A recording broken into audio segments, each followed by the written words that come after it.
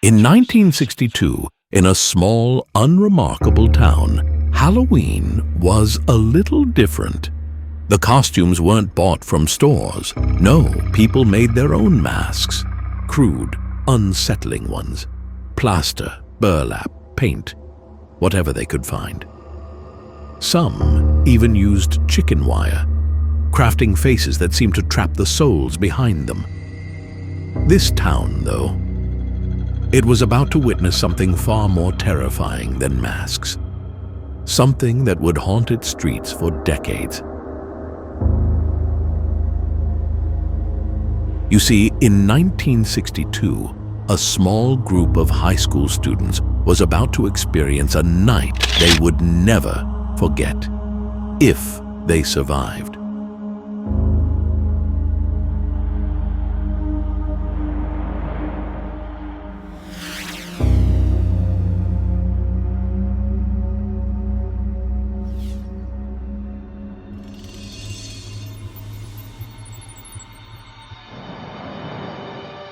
Marla, the daughter of a known drunk, had whispered to her classmates in the hallway, "It'd be real nice if you stopped by." Her dad was out of town, leaving the house wide open for a party. The rumor spread quickly, and by Halloween night, a bunch of teens, maybe a dozen or so, showed up at her door, each one proudly wearing their homemade masks.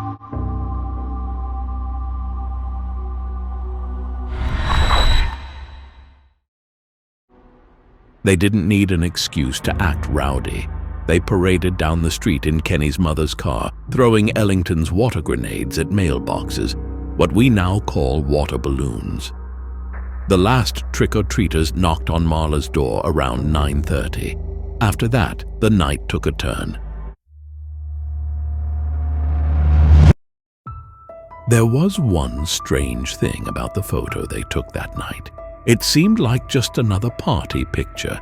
Kids laughing, piled on the floor, wearing their masks. But when the Polaroid developed, there was someone else in the frame. Someone no one recognized. A figure in a black hood, face hidden, standing right in the middle of the group. They didn't know who he was, but they didn't care. Not yet.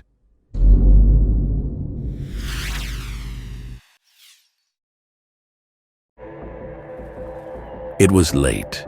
The details from here get fuzzy and terrifying. Marla and Tommy had slipped away from the others into a back room. When Karen went to look for them, she found their bodies.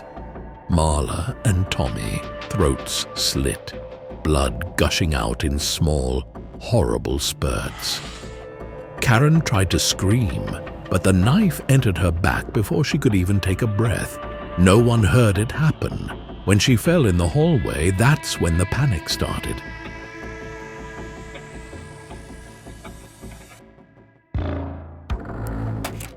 The front door wouldn't open.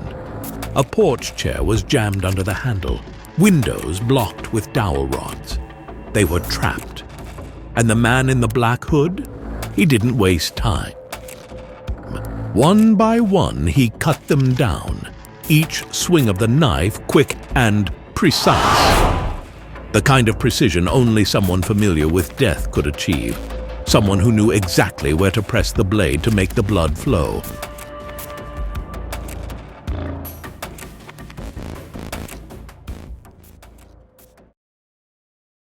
By the time anyone reached the house, it was too late. Tommy's Polaroid photos were all they found, and a mask, discarded on the side of the road heading toward the mountainside.